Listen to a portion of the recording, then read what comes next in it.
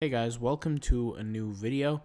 In today's video, I'm going to be showing you guys what I do for measuring demand versus competition on Redbubble. Now, there were other methods how I used to do this.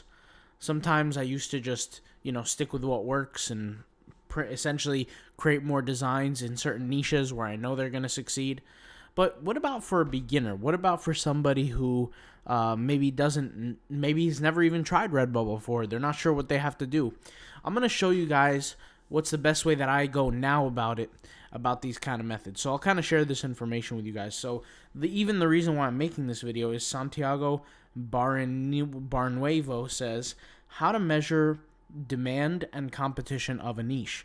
I'm talking about the presence or the rough numbers to determine what is worth the effort, which is a great question for Redbubble. So let's go ahead and hop right into Redbubble, and I'm going to show you once again how to measure demand and competition. Now, something that you do want to kind of understand is there are different levels to different niches. So a niche that has a high demand is a good niche, but if the competition is too high, it's sometimes, and this is not all the time, but sometimes it might not be as good as an opportunity as other opportunities out there, simply because we have a set limit to the number of designs that we can create. And even if you are not going to create 60 designs, you still have a set amount of time that you're going to invest per day doing this. So not every niche is created equal. There are some niches that are very low competition, but lower search demand, right? Or no search demand. In that case, you really want to ask yourself, do I really want to create, designs in there? Then you have other niches that might be a little bit higher search demand, but lower competition. Then in that case, that might be a golden opportunity, right? Then you have other places or other niches that are extremely high competition and extremely high demand. So let's go take a look at these things. So there's this tool called the Redbubble Analytics Pro. And I got this tool from Bots and Apps, Redbubble Analytics Pro. I never even spoke about this tool. This is the tool right here. You can see it, Redbubble Analytics Pro. They don't give too information about this. They just give how to install it, how to use it, etc. But I'll just show you kind of what I do. So first thing you're going to do is you're going to think of a specific niche, right? Because you have to think, okay, is a certain niche ideal, right? Now, let's use the floral niche. Okay, so now you could either sit here and type in the word floral, and I could just tell you it's a little bit competitive, but if we just open up this tool here and just type in floral, we'll get to see certain data behind the niche. Now, in the tool, you're going to get all kinds of different information. If you didn't know already, Google Trends is a good depictor for one thing and one thing only, and that's to see desire over time. So the first thing you're going to see is a little bit of Google Trends. Now you can see here, there's not really a really high dip or a really low hill here, like bottom. So we know that the desire for the keyword floral is relatively consistent over time. Now, you could see here also, and the cool thing about this is that you could see here the main category is sticker.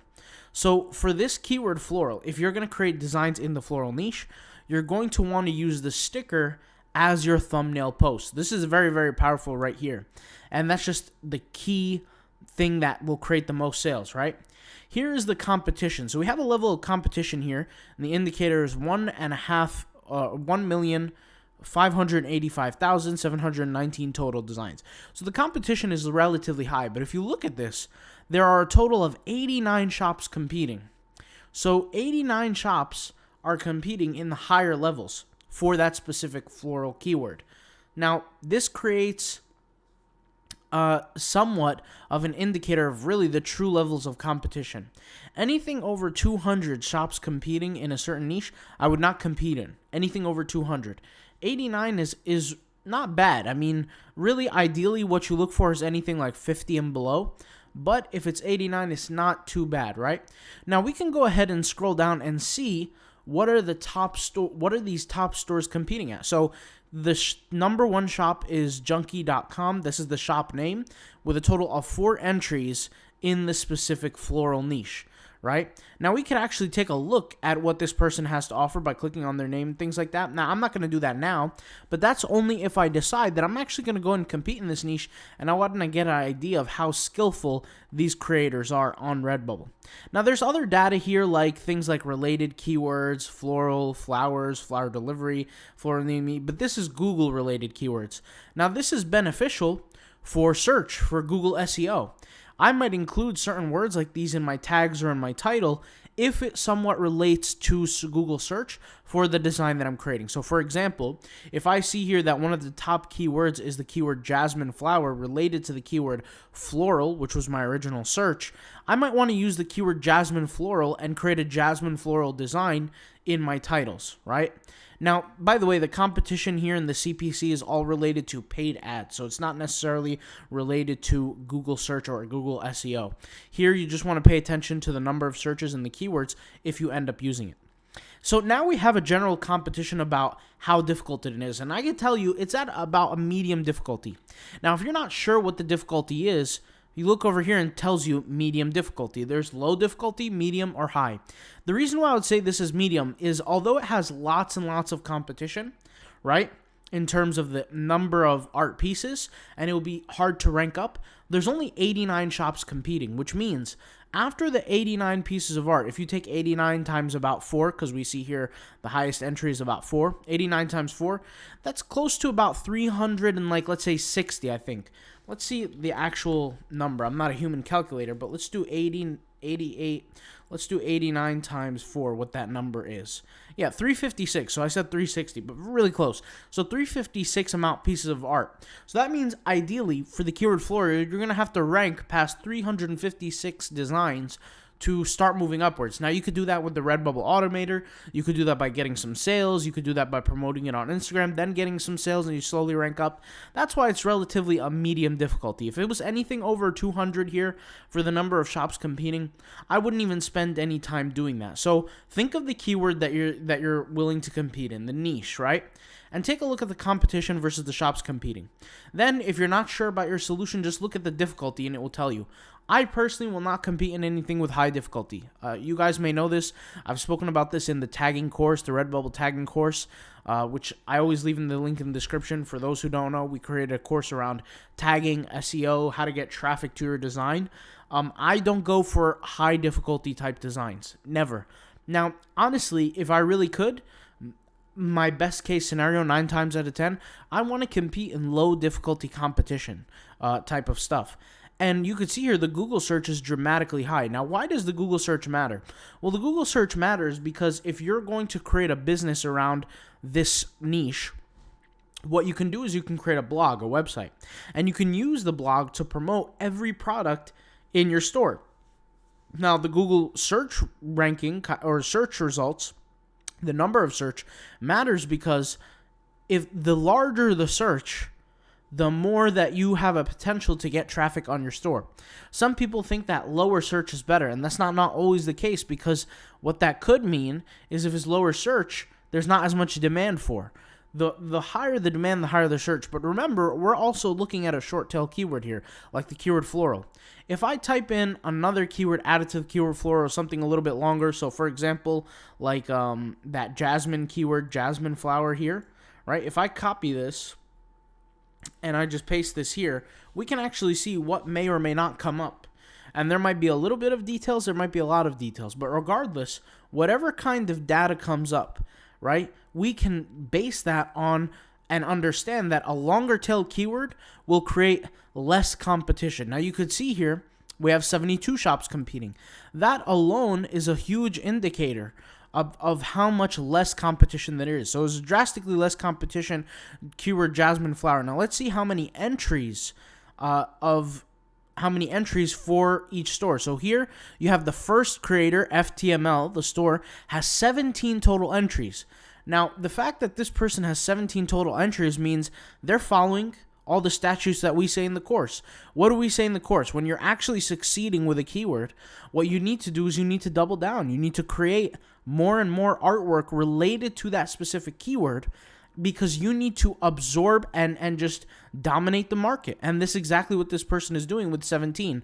You could look, the next person right after, which is Carlos V, the store on Redbubble called Carlos V, has 5 total entries. If we just click on this person's store, we can view their store right here. We can see their shop and their designs, and you could see they're not necessarily a floral related design store. They're creating all different kinds of stuff. So you can quickly dominate a store like this and beat a business like this just by doing some simple keyword research. And if we want to validate our ideas, we could see here that the difficulty is indeed still medium, so that's not bad, right? And we can look for all different types of keywords and all different kinds of levels, and we could see that there's a total of 5,313 total results with the keyword jasmine flower. So, I mean, and this is not, the end-all be-all, but imagine if you had, let's say, 3 stores with 2,000 designs on each one. If you did that just for this one keyword and then included a bunch of alternative keywords or secondary keywords, there's a lot of money you would make over a longer period of time, because the Google search is 201,000 searches per month, right? And the interest doesn't necessarily peak or decrease. Now, if we want to just kind of validate our ideas and we want more ideas for the keyword jasmine flower, and that's the idea that we're going to go with, I'm just going to copy this keyword and I'm going to paste it right here, because if that's the niche that I'm truly going to go with, I'm going to find more details now. So I could see here the keyword jasmine flower. We have jasmine and flower, of course. Those are the 2 most common tags that are being used. We have lots of other ones. We have pretty jasmine flower. We have pretty jasmine. We have tall jasmine, right? Maybe people are searching for tall jasmine related flowers. Maybe that's something that's, important. We have jasmine flower bouquet, big jasmine flower, jasmine illustration, right? And you want to look through all these different keywords, because there's some things that might relate, some things that don't relate, right? Here we have the flower symbol of purity. Maybe this jasmine flower is a symbol of purity. You want to look into these things and use specific keywords, right? And you want to do the research on these things.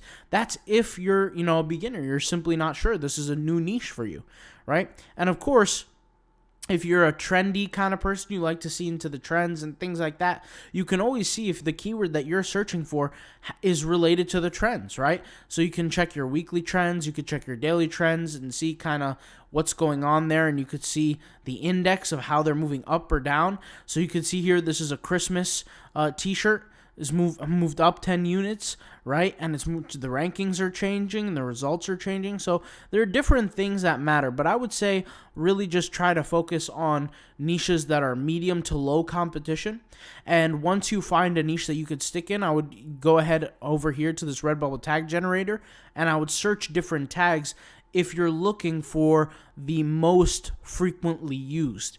Then what I would do is take those frequently used tags and hop into the Redbubble Rocket Tagger, and I would let the AI kind of do its work and find some different tags for you based on those specific keywords, all right? I'll talk to you later. Thank you for watching. Peace out. Bye.